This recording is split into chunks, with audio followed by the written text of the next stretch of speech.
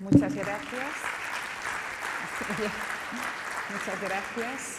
Es un privilegio estar acá hoy día con ustedes. Me sumo a las palabras que dio el excontralor, ¿verdad? No se nos escapa que este evento es muy importante, es un hito muy significativo y simbólico dentro del empresariado chileno, así que muy agradecida. La pregunta que nos invitan a responder en este panel es cómo hacer sociedad. Y bueno, yo quiero partir antes con algo que aparentemente no tiene nada que ver. Todos los que estamos acá tenemos algún hobby, ¿verdad? No voy a preguntar, no voy a pedir que levante la mano quien no tiene un hobby. Yo creo que todos tenemos algún hobby que nos entretenga. Hay hobbies más baratos, otros más excéntricos, más caros. Yo quiero confesarles que yo tengo un hobby, que es un hobby que les puede parecer nerd, que es coleccionar definiciones de política. Pero la verdad que empecé a hacerlo cuando, bueno, he hecho clase durante muchos años a gente joven que estudia esta disciplina en bachillerato o bien incluso en primer año de carrera. Y tuve que pensar en ello, en juntar definiciones de política, porque casi como un recurso pedagógico. Porque yo cuando empezaba mis clases con ellos me encontraba una muralla. Estamos hablando de aquellas épocas, no hace tanto tiempo, ¿verdad?, en que decían los jóvenes, se les asociaba a los jóvenes aquella expresión, no estoy ni ahí con la política. Claro que no estaban ni ahí con la política electoral. Después vimos, ¿verdad?, el hito del 2011 con las movilizaciones estudiantiles, que los jóvenes tienen interés por la política y bueno, y hoy día el PNUD nos dice que hay una repolitización de la sociedad. Pero haciendo clase en esas épocas, yo dije, tengo que hacer algo para decirles a estos chicos, a estas chicas, que la política es muy importante en una sociedad, la política cumple un rol tutelar que permite que el resto de las sociedades se desenvuelvan del mejor tino posible. Pues no había caso, era una muralla. Entonces junté definiciones y había definiciones mínimas, definiciones más largas, definiciones donde la política casi aparece asociada a la economía, definiciones también un tanto poéticas. ¿Y qué reacciones iba yo encontrando en ellos? Bueno, algunos inmediatamente cedían con este juego de ir contrastando definiciones. A otros derechamente les bajaba ansiedad cognitiva, porque ellos querían tener una única definición. Como nos pasa siempre en la vida, queremos tener algo a lo que aferrarnos y cuando nos ofrecen muchas alternativas y tienes que optar, eso de alguna manera te complica y te marea.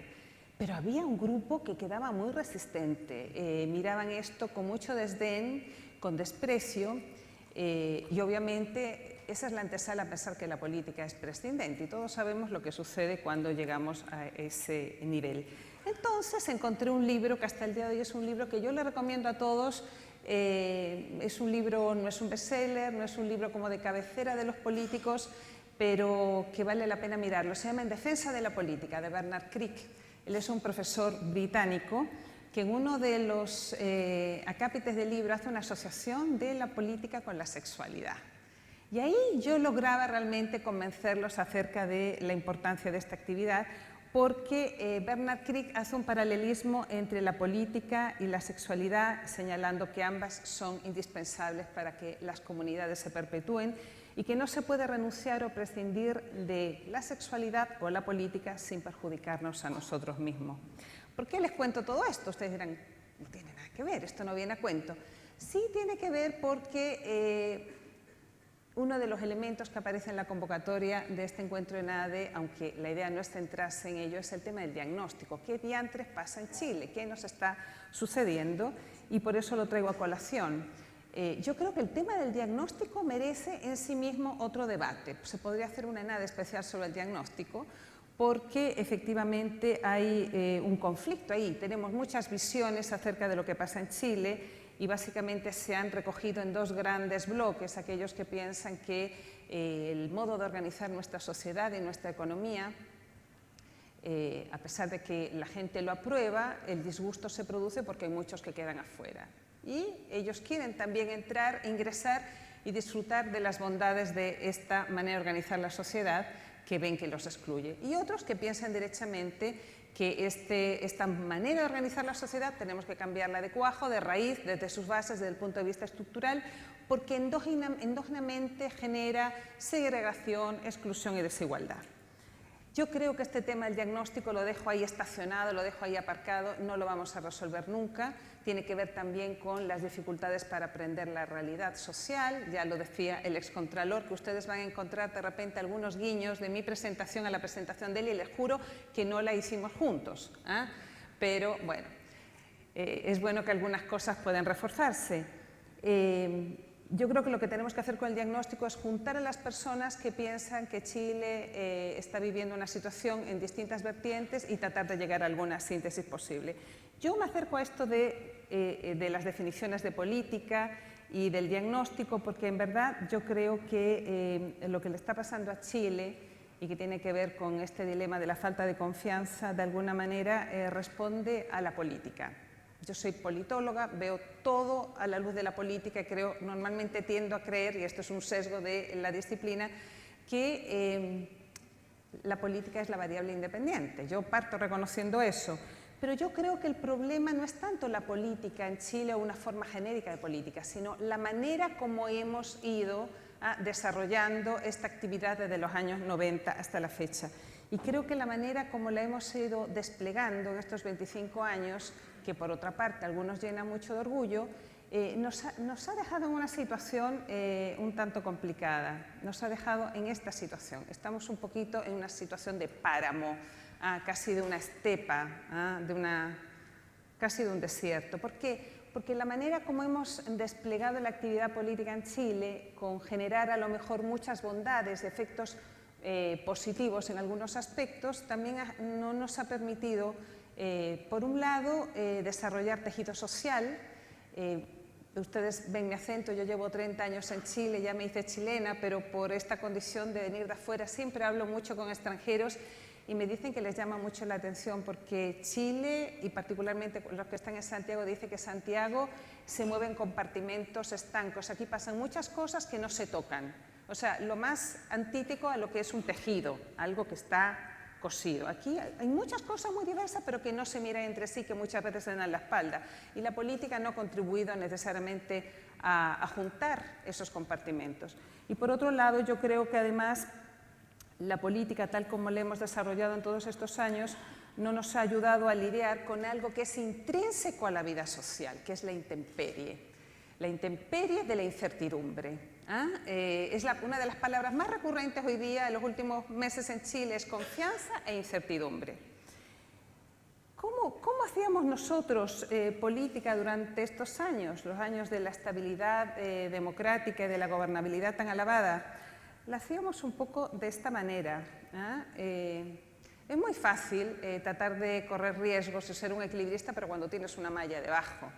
Yo creo que nuestra política, y a lo mejor los primeros años se justificaba, yo no digo que no, todos sabemos, ¿verdad?, lo que fue el primer gobierno de la transición con Patricio Aylwin, pero hemos ido construyendo una serie de dispositivos que en el fondo han constituido refugios, que no nos han permitido desplegar toda la potencialidad que tiene la política y ergo no nos ha permitido desarrollar confianza.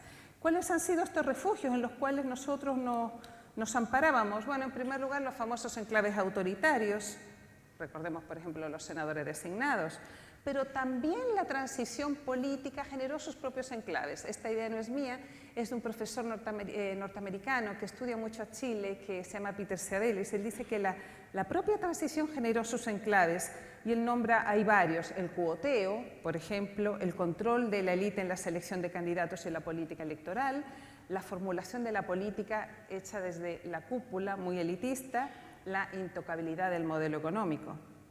Uno de los refugios más importantes, que hoy día ya no existe, es el sistema electoral binominal.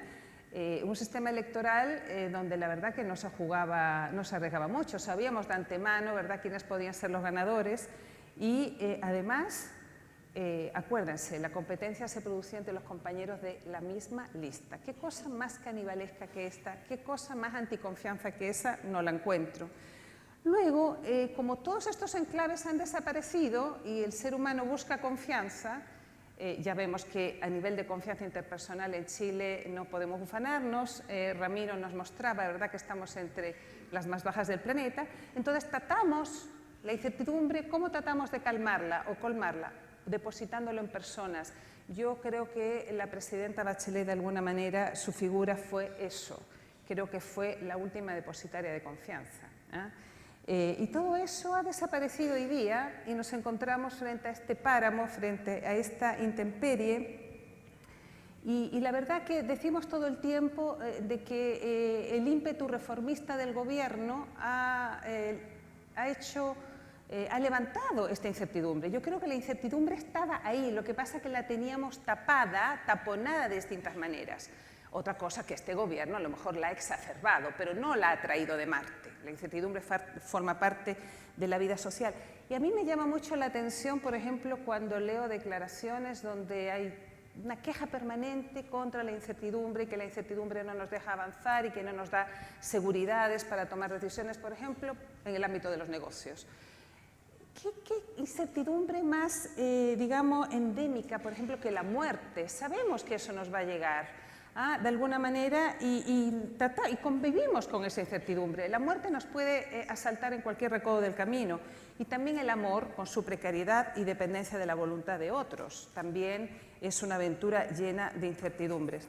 Por eso a mí me gusta mucho la definición de un cientista político que se llama Adam Przeworski, que señala que el sistema, la clave o el corazón del sistema democrático es la incertidumbre referencial, porque no podemos conocer, sobre todo después, antes de una competencia electoral, los resultados de antemano. Y en Chile ya lo sabíamos. Entonces, yo creo que ahí hay un punto que tenemos que analizar, dejar de quejarnos o plantear todo el tiempo, la incertidumbre está con nosotros, no es algo que viene de allá afuera, otra cosa que a lo mejor dentro del sistema político y el gobierno en particular la ha acentuado, exacerba, pero no es algo exógeno. Ahora bien, durante muchos años Chile andaba bien y parecía ir en la línea correcta. Estamos hablando de los 2000, fines de los 90, 2000. Acuérdense que ahí empiezan a salir los primeros informes del PNUD con el famoso malestar. Y además, en esos años las encuestas todavía no asomaban los datos que ahora asoman de brechas de confianza entre la ciudadanía y la política. Teníamos además elecciones libres, justas, periódicas, hubo un cambio de coalición, hubo alternancia en el gobierno. ¿Qué mejor indicador de que este país, desde el punto de vista político, era sano? Y además el mundo entero alababa nuestra democracia y en los rankings de gobernabilidad siempre Chile salía puntero. Entonces, la verdad que desde afuera no venían advertencias de que no estábamos haciendo las cosas bien o de que nuestra política realmente no estaba contribuyendo mucho al estado de cosas que hemos visto después. Ahora bien, yo quiero me voy a centrar un poquito ahora en las reformas políticas. Las autoridades en la mañana, en los discursos escuchamos que hay una expectativa muy fuerte colocada en que estamos haciendo un cúmulo de reformas en ciertas áreas como transparencia, probidad, los partidos políticos, la misma reforma electoral. Hay una apuesta a que estas reformas van a permitir llenar estas brechas de confianza. Yo quiero invitar a ver, en primer lugar, esto en una perspectiva, cómo ha sido la lógica de las reformas políticas en estos años, la orientación, y por otro lado también reforzar algunas de las cosas que dijo el excontralor, porque, bueno, en primer lugar, las reformas políticas, no solamente en Chile, en todas partes suelen ser reactivas. Es muy difícil que la clase política se anticipe y pueda observar o ver con anticipación lo que viene y por tanto siempre es la respuesta a un problema, ¿no? Esto no es algo particular de Chile, creo que forma parte de todos los contextos democráticos hoy día.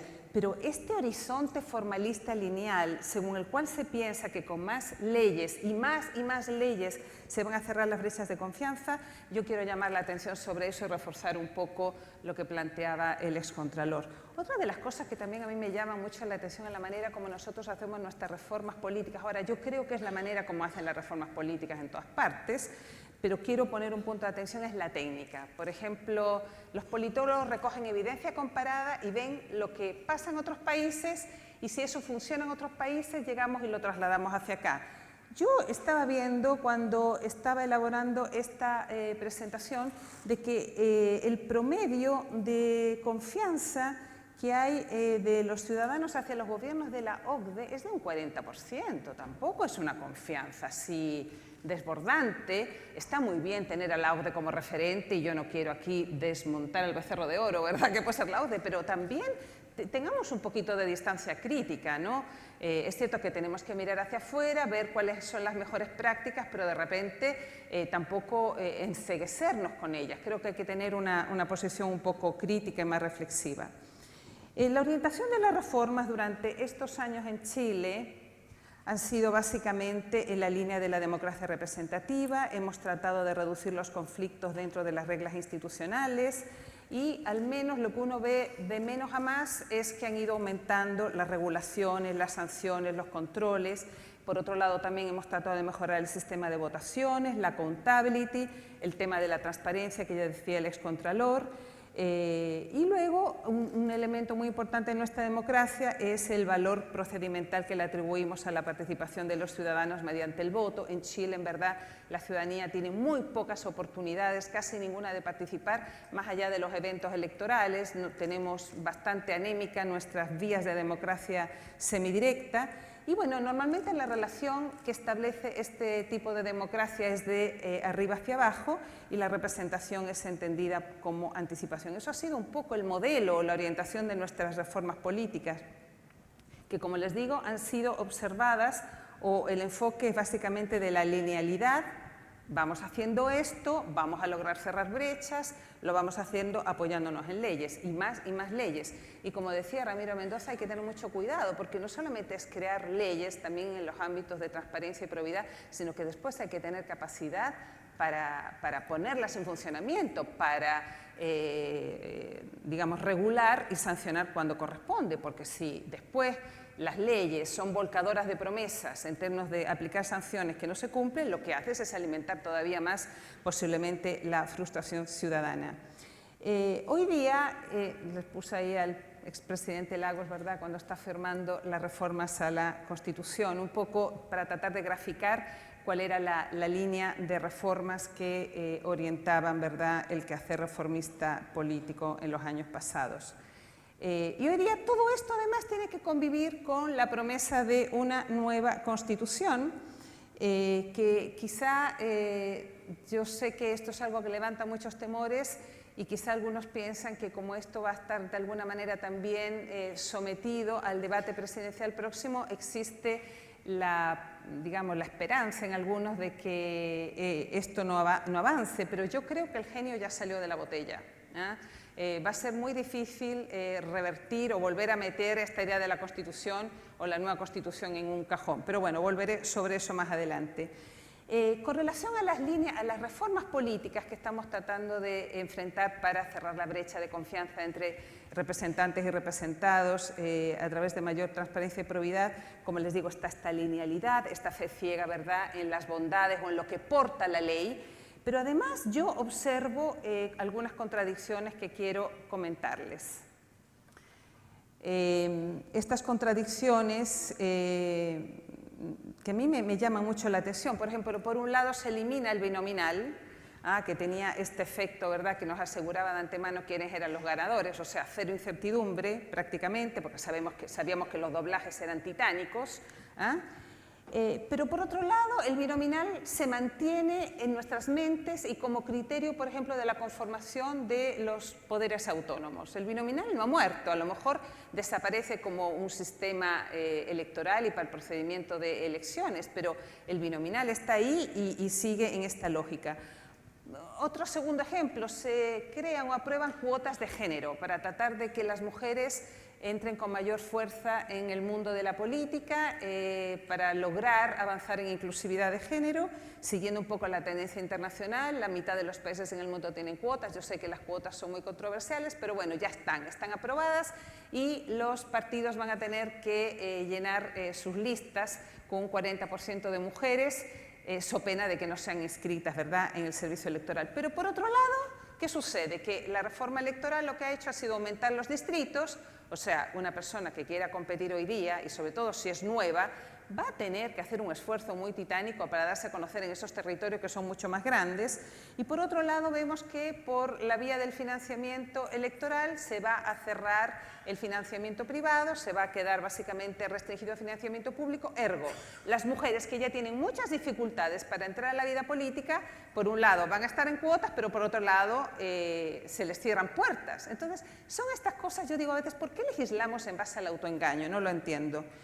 Luego está la famosa ley del lobby. De esto puedo hablar con propiedad porque trabajé un año en La Moneda. Vemos funcionarios que llenan y llenan unas planillas, ¿verdad?, donde aparecen de personas que solicitan, o la persona que solicita una audiencia con el ministro. De esta manera se declara allí el motivo de la audiencia con el ministro. Bueno, yo la verdad que esto a mí me tiene atónita porque yo digo, ¿alguien puede pensar seriamente que el lobby se hace en ese espacio? No se hace en ese espacio. En Chile nos faltan las oportunidades para hacer el lobby en otros lados, matrimonios, en la playa, en distintos lugares. Entonces, yo más bien, en lugar de tener funcionarios llenando formularios que después tú tiras a una página web que seguramente ven los medios de comunicación, nadie más los ven, yo me pregunto, ¿no sería mejor democratizar el lobby? Porque esto de la gestión de intereses es algo también tan natural en la vida social como es la incertidumbre. Entonces, lo que hay que hacer es que el lobby y la gestión de intereses no sea algo que esté sometido, ¿verdad?, o dependiente de los recursos que se tenga, sino que ojalá todo el mundo pueda hacer lobby en función de los intereses que lo mueven. No sé, son preguntas que me hago, no tengo la respuesta. Por otro lado, se ha buscado aumentar el control por parte del Congreso, pero sus mecanismos fiscalizadores, si por lo menos nos guiamos por lo que dice la prensa, lo que dicen las redes, cada día tienen menor prestigio. Por otro lado, se dice que vamos a tener una nueva Constitución que va a dejar atrás la lógica de los superquórum para cambiar las leyes y los poderes contramayoritarios. Pero a problema que surge, no solamente se nos ocurre una nueva ley, pues Ramiro, sino además a problema que surge creamos un nuevo poder autónomo. Es casi como por resorte, así como una cuestión casi automática que, amparado en una supuesta independencia, va a quedar sustraído de las lógicas electorales. Y como nada está garantizado para siempre, instituciones que tenían un prestigio bastante reprochable hoy día están en la cuneta, como el Servicio de Impuestos Internos. O sea, esto no es algo que se logra y que queda ahí consolidado. Permanentemente tenemos que trabajar, ¿verdad?, por la calidad de nuestras instituciones. Y todo esto está, digamos, en un contexto, como ya nos decía Ramiro, donde leyes que avanzan por acá, tenemos contradicciones a estas mismas leyes que buscan avanzar en reformas políticas. Vamos a tener abstención electoral y si le hacemos caso a lo que dicen los expertos en estos temas, la abstención electoral va a crecer. Y la pregunta es, ¿qué sucede con gobiernos que apelan a mayorías electorales, pero por otro lado tienen, digamos, porcentajes tan altos de abstención? Es una pregunta. Yo creo que la teoría democrática moderna no le ha metido cabeza porque este fenómeno de la abstención es relativamente reciente y hasta ahora la abstención tampoco era tan grande, pero nosotros en Chile ya tenemos un 52% y esto da que pensar. Y además, por si no tuviéramos poco, Chile avanza sobre un campo minado donde probablemente van a seguir surgiendo y emergiendo nuevos casos de irregularidad de financiamiento de la política. Entonces, honestamente y con toda humildad yo digo, ¿no sería mejor que todos los que han estado implicados en esto, por lado y lado, den un paso al frente y transparenten y digan, bueno, yo durante todos estos años estuve financiado por esto, y yo durante estos años financié estas instituciones, a estos partidos, a estos candidatos, y punto, digo yo, porque vale la pena ponerse colorado una vez y no 500. Entonces, todo esto nos tiene en una situación donde además reformas políticas que deberían acometerse y que son muy importantes no se están observando. Por ejemplo, ya lo decía Ramiro, el tema de la modernización del Estado. Es cierto que la modernización del Estado puede ser algo poco sexy, es algo que no tiene glamour, es algo que no da votos cuando estamos en una campaña electoral, pero por Dios que hace falta pensar una generación 3.0 de modernización del Estado. Luego hay otras áreas que a lo mejor sería interesante mirarlas y reflexionarlas a la luz, no de reformas políticas, pero que no queden tan laxas. Por ejemplo, los programas electorales o, por ejemplo, cómo se forman coaliciones. Son preguntas que yo dejo abiertas, pero que hoy día no están siendo vistas como necesidad de ser reflexionadas a la luz de las reformas políticas.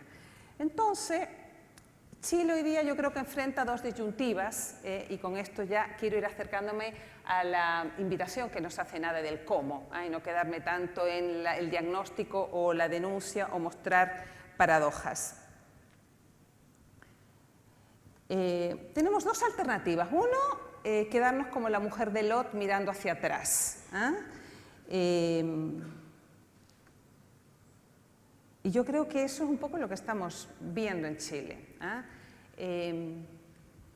Por un lado, el gobierno dice que está cometiendo un conjunto de reformas que son reformas que yo creo que son muy necesarias porque Chile no puede seguir con el nivel de desigualdad que tiene. Estamos entre los 20 países más desiguales del planeta, creo que entre los 4 más desiguales, el más desigual de la OCDE, entre los 4 más desiguales de América Latina. Pero no es muy imaginativo. Para tratar de cerrar las brechas de desigualdad, mira la socialdemocracia de mitad del siglo XX, con suerte. Pero tampoco otros mundos, y voy a hablar aquí del empresariado, se han mostrado mucho más audaces en materia de propuestas, más allá de decir de que la incertidumbre, de que están de acuerdo con las reformas, pero no con esta reforma, o de repente propone soluciones setenteras o con suerte de los años 80. Y estamos mirando ya hacia el siglo XXI y tenemos que buscar otras fórmulas, ¿verdad?, para tratar de convivir juntos como iguales. Luego, por otro lado, yo veo que todo el mundo añora los acuerdos de la transición y esa época, todo tiempo pasado fue mejor,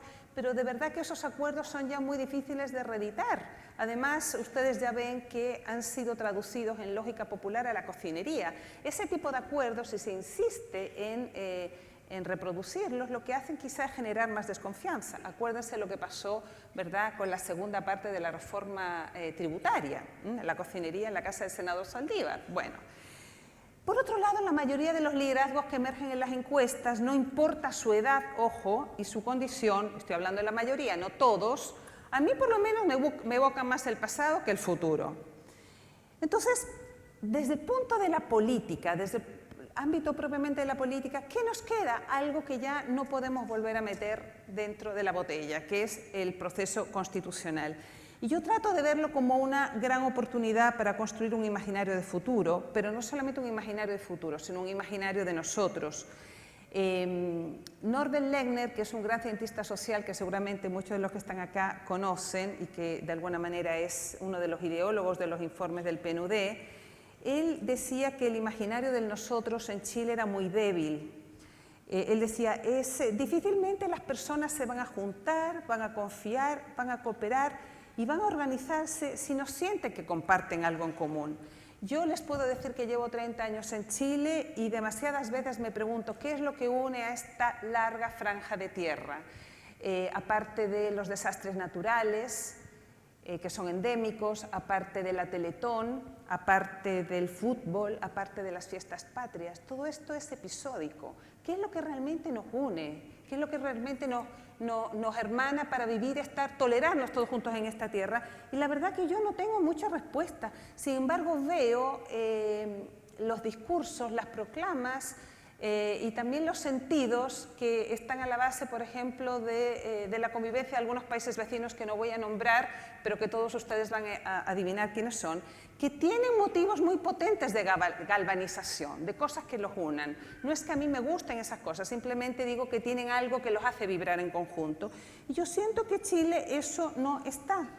Creo que la nueva Constitución puede ser de verdad una gran oportunidad, a pesar de que es muy probable que la gran mayoría de los que están acá la vean como una caja de Pandora y con mucho susto. Pienso que por ahora el gobierno no ha tocado bien las notas iniciales de esta sinfonía, porque si de verdad la nueva Constitución se va a remitir a superar la Constitución de Pinochet, creo que eso nuevamente nos lleva al pasado y no al futuro. Y otra alternativa, esto es en el ámbito de la política, y otra alternativa es salir de la caja, out of the box de la política y mirar hacia otras dimensiones de nuestra sociedad. Porque yo creo que efectivamente hay una crisis de desconfianza generalizada entre las personas, de las personas hacia las instituciones, de las personas hoy día hacia la única persona que lograba concitar esa confianza, que era la presidenta Bachelet. Creo que a lo mejor hay una desconfianza entre ámbitos, la política hacia el mercado hacia la política, pero cuando tú entras dentro de esos subsistemas, por decirlo de alguna manera, tú puedes encontrar en ellos algunos, digamos, elementos de confianza. Entonces, yo quiero revertir un poco la pregunta de este panel. Aquí se nos dijo cómo hacer sociedad, y a mí, cuando miraba esta pregunta y yo lo pensaba como cientista política, yo quería darle la vuelta a este interrogante. ¿Cómo buscar en la sociedad, no cómo hacer sociedad, cómo buscar en la sociedad elementos que puedan hacer más democrática la política, en el sentido de hacerla más deliberativa, más reconocedora de la diversidad que hay en el otro, más horizontal, más cooperativa? Y yo creo que en Chile tenemos muchos activos, muchos elementos en los cuales podemos mirar en el mundo de la sociedad, inspirarnos en ellos, no trasladarlos, no hacer transferencias automáticas. Obviamente la política tiene sus propias dinámicas, la sociedad también y el mercado también, y así debe ser. Pero creo que tenemos que mirar ahí a ver si realmente logramos inspiración. Esto que digo de mirar la sociedad no es algo nuevo. El presidente del Consejo Anticorrupción, Eduardo Engel, ha señalado en varias entrevistas que va a ser desde la sociedad, va a ser desde su capacidad de exigencia, de control y de fiscalización, que va a provenir, digamos, la energía para hacer una política más transparente. Y él dice política más transparente como sinónimo de política más democrática. Pero cuando yo hablo de mirar la sociedad, yo lo digo desde otro aspecto. Yo lo que invito es a mirar algunas dinámicas que están produciéndose hoy día en la sociedad. Incluso hay algunos ámbitos de la economía que están siendo particularmente sugerentes en sus lógicas, en innovaciones que están llevando a cabo, y que si los miramos bien, ahí puede haber incluso buenas prácticas que podríamos adaptar al ámbito de la política y no necesariamente tendríamos que ir a ver otros países de la OCDE. Yo creo que es en el ámbito de la sociedad donde estamos observando prácticas más disruptivas e inspiradoras. Yo creo que ahí es donde podemos ver algunas fuentes, digamos, de confianza. Voy a nombrar algunas de las cosas que veo muy en borrador. Son chispazos, cosas que veo a nivel intuitivo que creo que nos pueden inspirar. Bueno, en primer lugar, yo creo que en Chile yo me he ido encontrando a lo largo de mi vida acá personas que tienen una particular habilidad, y personas que normalmente esta habilidad o esta condición o este talento no la veo capturada o registrada en los famosos perfiles de cargo que las empresas piden cuando quieren reclutar personal. Esta es una habilidad que tienen algunas personas para establecer puentes. Son personas que rompen los prejuicios, establecen links entre organizaciones, entre instituciones, y son personas que inspiran confianza. Yo sé que ustedes están pensando, pero ella está hablando de los mediadores. No, no, los mediadores son otra cosa. El mediador entra cuando ya el conflicto está desatado. Entra ahí a ver cómo busca puntos de encuentro, de acercamiento entre las partes. Yo aquí no estoy hablando de alguien que entra como respuesta a un conflicto, estoy hablando de personas que tienen una disposición especial para establecer puentes, saltar las brechas entre instituciones e intersectores. Yo creo que nuestras organizaciones, las empresas, el mundo de la política debería tratar de identificar a esas personas, porque esas personas hoy día pueden cumplir un rol muy importante. Aquí estoy hablando de características individuales. Creo, en segundo lugar, que es muy importante promover la organización y la asociatividad en todos los ámbitos. El actual gobierno, por un lado, lo está tratando de hacer a través de la reforma laboral, pero también ha generado efectos no buscados, promoviendo asociatividad en otros ámbitos que nunca se imaginó. Por ejemplo, ¿cómo surge la Asociación de Emprendedores de Chile? ¿Cómo surge, por ejemplo, la asociación que aglutina hoy día a todos los institutos, ¿verdad?, o centros que hacen educación técnico-profesional? Bueno, fue una cosa reactiva, básicamente. En el caso de la SECH surge mucho en respuesta organización y aglutinación y generar una respuesta común frente a lo que era la reforma tributaria, y lo mismo pasa con esta organización técnico-profesional. Pero a mí me parece fantástico. Yo creo que lo que hay que hacer en Chile es promover la asociación, la organización, porque eso fortalece las confianzas, le da a las personas más sentidos, nos nutre con mayor solidaridad y además, algo muy importante, reduce los costos de transacción. Por ejemplo, les pongo un ejemplo, cuando se habla de hay que mejorar el debate prelegislativo, ustedes lo habrán escuchado a cada rato, lo plantean básicamente, es una exigencia que viene mucho del mundo de los parlamentarios. Pero digo, el debate prelegislativo hoy día no se reduce simplemente a hablar con los parlamentarios, hay que hablar también con las organizaciones específicas de un ámbito concreto, ¿verdad?, que tienen interés en el tema que se está legislando.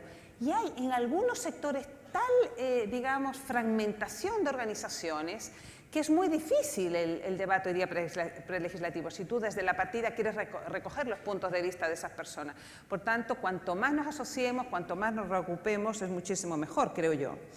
Por otro lado, creo que deberíamos tratar de poner, yo sé que ustedes me van a encontrar muy bien intencionada y que soy una ingenua, pero yo creo que hay que tratar de poner por delante la colaboración y no la confrontación. ¿Y por qué digo esto? ¿Por qué me terminé convenciendo? Porque si la economía, que es el ámbito del autointerés y del incentivo individual y de maximizar las ganancias, hoy día está poniendo la colaboración por delante, yo dije, ¿por qué no vamos a tratar de que a la política se traslade un poco esa lógica? Y después descubrí que Freud dijo 3 cosas muy interesantes. Él dijo que hay 3 profesiones que son imposibles: educar, curar y gobernar. Él dice que todas estas son tareas cuyo éxito no depende completamente de quien está realizando la tarea y que necesitan ineludiblemente tanto quienes educan, tanto quienes curan, tanto quienes gobiernan, de la colaboración de quienes desde una perspectiva desde afuera y muy superficial serían simplemente los meros destinatarios. O sea, aquí es muy importante tener la colaboración del que está enfrente. Y si esta complicidad no fuera necesaria, ¿saben lo que tendríamos? Tendríamos adoctrinamiento, tendríamos química y tendríamos control. Y en los 3 casos mencionados, en educar, en curar y en gobernar, la modificación es siempre en mayor o menor medida automodificación. Las personas que están viendo el futuro de la política, hacia dónde podría ir la política en los próximos años, los futurólogos que les llaman, dicen que la tarea más importante que va a tener la política en el futuro es la coordinación y la mediación de los sistemas sociales, tan complejos, expertos y dinámicos que difícilmente van a poder tolerar un control estatal autoritario. Entonces, si para allá van las cosas, nuevamente yo pongo un question mark, me pregunto si solamente podemos refugiarnos en la utilización de mayorías electorales. Simplemente lo dejo como una pregunta. Creo que además hay otro ámbito muy importante en los cuales estamos viendo que tiene un potencial enorme para construir confianzas, que es todo ese ámbito que parece siempre una pariente pobre, la economía social. En la economía social estamos viendo que se presentan múltiples potencialidades para el desarrollo del capital social y sabemos que del capital social se desprende, ¿verdad?, desarrollo y fomento de la confianza. Estamos pensando acá en empresas B, en asociaciones gremiales, en cooperativismo. Yo creo que ese es un ámbito de la economía que debería impulsarse con más fuerza. Y por último, yo sé que, bueno, esto puede ser controversial, pero igual quiero dejarlo señalado. Aquí está hablando, aquí. Una tendencia de la política contemporánea ha sido, ¿verdad?, su profesionalización. Y ustedes de repente verán en Twitter, en las redes, sobre todo a raíz de las resistencias que han mostrado algunos parlamentarios a la actual legislación, reformas, digamos, políticas, cuando han dicho que muchas personas que no tienen conocimiento del mundo de la política opinan de la política y que eso no es bueno. Esto es un evento de hace 2 o 3 semanas que puso en jaque a un senador, fue muy cuestionado. Pero yo realmente creo que la profesionalización de la política, con haber sido muy buena, también tiene algunos elementos riesgosos. y creo que tenemos que avanzar hacia una desprofesionalización de la política en algunos ámbitos. Voy a explicar a qué me refiero. En Chile hemos desprofesionalizado la política, aunque no lo hayamos advertido. Por ejemplo, el imperio, la importancia que le damos a la tecnocracia, hacer las leyes o hacer políticas públicas con sustento técnico, en el fondo tiene mucho de desprofesionalización de la política. Ya decía Norberto Bobbio que la tecnocracia y la democracia eran antitéticas. Yo no estoy hablando de introducirle más tecnocracia, estoy tratando de abrir la política a la mirada, a las opiniones, a las sugerencias que pueden proporcionar distintas profesiones. Es posible que políticos que estén aquí sentados me digan, sí, pero eso lo hacemos permanentemente, las personas van a las comisiones, ¿verdad?, en el Congreso, van distintos centros de pensamiento, van distintas organizaciones, nos dan sus inputs, los tomamos en cuenta. No, yo no hablo de esa estructuración del trabajo, una cosa tan formal. Por ejemplo, a mí me sucedió que cuando vi que el presidente del Senado y la Cámara de Diputados hicieron un hito muy importante, ¿verdad?, que rindieron cuentas por primera vez, ¿no? Y dicen que a partir de ahora ambas cámaras van a rendir cuentas una vez anual, todo esto como reacción a los escándalos, ¿verdad?, de financiamiento de la política. Inmediatamente nombraron una comisión para mejorar el trabajo legislativo. Y cuando yo veo quiénes conforman la comisión, yo digo, bueno, nuevamente es como comerse la cola, es como rizar el rizo, porque son abogados, tú bien lo has dicho, Ramiro, abogados que están en ese mundo y que ven las mismas cosas que ellos. Yo trataría de traer a personas que vienen, por ejemplo, en una comisión de esa naturaleza, por eso hablo de las abejas y de la fertilización cruzada, personas de otros ámbitos, para que puedan realmente introducir otras miradas, refrescar, buscar, tratar de indagar lo que no es obvio. Por ejemplo, creo que Chile tiene un tremendo potencial en el mundo de la innovación social. Es cierto que nuestro país todavía no destaca en los rankings en la materia. A nivel mundial, Chile se ubica en el lugar 35 y en la región en sexto lugar, y está superado por Uruguay, por Costa Rica y por Panamá.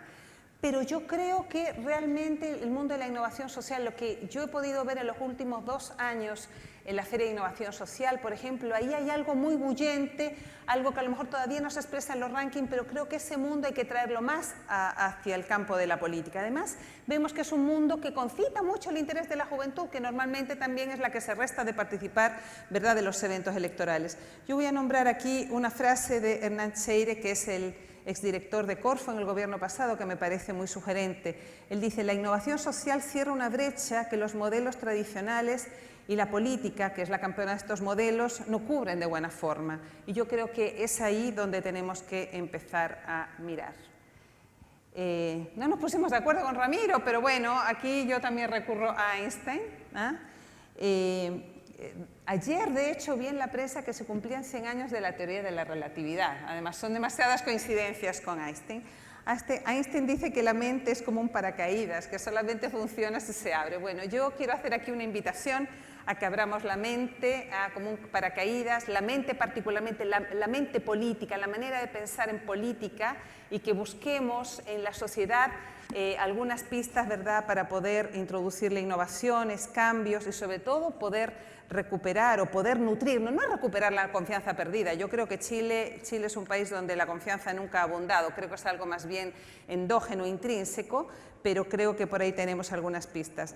Yo quiero terminar agradeciendo lo que vale estar en este espacio público de privilegio con ustedes, y de verdad que el hecho de que yo esté acá, y no solamente por ser mujer, lo interpreto como una señal muy promisoria de que las mentes, como el paracaídas, están comenzando a abrirse. Así que muchas gracias.